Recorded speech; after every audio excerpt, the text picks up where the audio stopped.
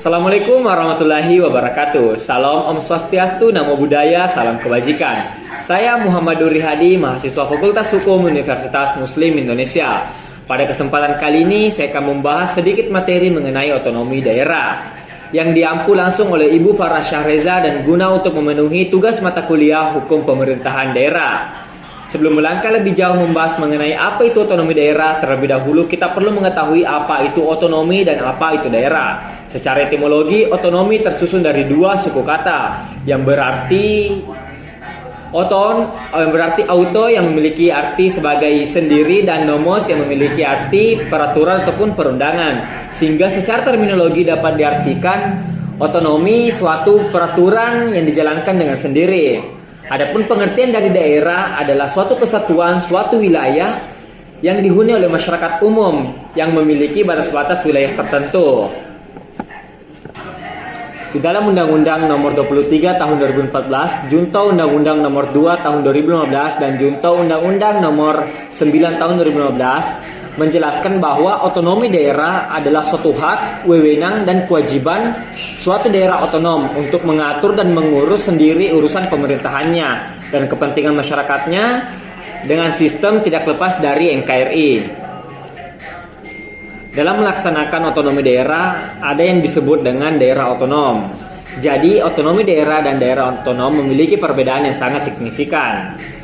Daerah otonom merupakan suatu kesatuan masyarakat hukum yang mempunyai batas-batas wilayah yang berwenang untuk mengatur dan mengurus urusan pemerintahan dan kepentingan masyarakatnya. Menurut prakarsa sendiri, berdasarkan aspirasi masyarakat dan dalam sistem NKRI. Nah, selanjutnya jenis-jenis otonomi daerah. Otonomi daerah terbagi menjadi 3 jenis, yaitu otonomi formil, otonomi material, dan otonomi real. Otonomi formil sendiri merupakan suatu otonomi yang diserahkan oleh pemerintah pusat kepada pemerintah daerah ataupun pemerintah kabupaten yang dirinci secara tegas dan pasti dan bersifat unlimited atau tidak dibatasi. Nah, untuk otonomi material adalah suatu otonomi yang sama dengan otonomi formil yang diserahkan oleh pemerintah pusat kepada pemerintah daerah ataupun pemerintah kabupaten untuk dilaksanakan secara tegas dan pasti dan sifatnya limitatif ataupun sifatnya terbatas. Jadi perbedaan antara otonomi formil dan otonomi material adalah dari segi batasan dan dari segi batasannya. Kalau otonomi formil yaitu tidak terbatas dan otonomi material terbatas ataupun limit.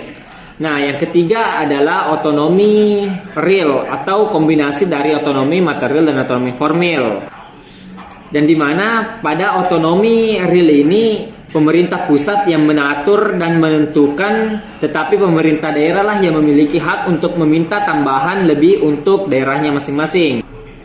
Dalam otonomi daerah ada yang disebut dengan hak prerogatif ataupun hak istimewa yang diberikan oleh suatu pemerintah pusat kepada pemerintah daerah untuk dilaksanakan dan dijalankan sebagaimana yang diminta oleh pemerintah daerah. Salah satu wilayah yang ada di Indonesia yang memiliki ataupun menganut yang mendapatkan hak prerogatif adalah wilayah Provinsi Banda Aceh yang memiliki undang-undang hukum syariat tersendiri.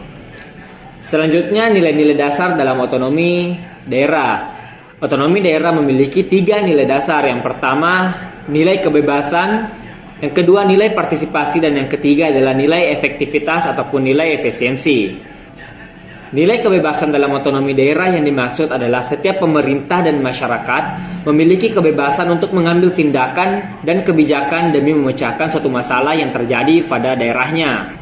Selanjutnya ada nilai partisipasi, di mana nilai partisipasi yang dimaksud dalam otonomi daerah adalah setiap masyarakat dan pemerintah aktif dalam proses perencanaan serta pembangunan ataupun pelaksanaan dalam kebijakan ataupun dalam membangun suatu pemerintahan yang ada di daerahnya. Dan selanjutnya ada nilai efektivitas ataupun nilai efisiensi.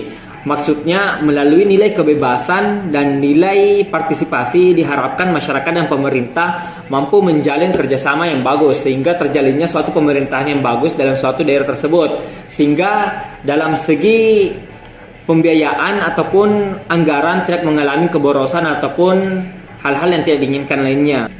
Dalam otonomi daerah itu sendiri memiliki banyak tujuan. Yang pertama, meningkatkan pelayanan dan kesejahteraan masyarakat. Yang kedua, pengambilan pengembangan yang demokrasi.